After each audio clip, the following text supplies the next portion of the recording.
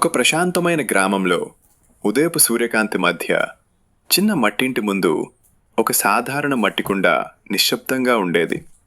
ఎండైనా, వర్షమైనా, గాలి వానలైనా అది ఎప్పుడూ ప్రశాంతంగానే ఉండేది.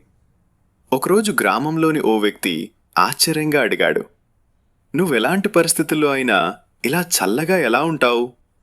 ఆ మట్టికుండ సూర్యకాంతిలో మెరిసింది.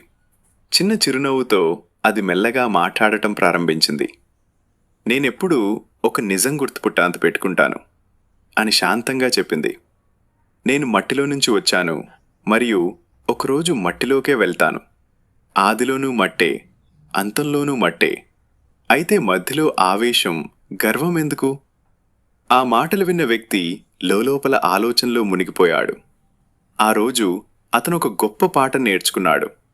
జీవితం తాత్కాలికం, ప్రశాంతత మన ఎంపిక, మరియు గొప్ప జ్ఞానం సాధారణ విషయాల్లో దాగి ఉంటుంది.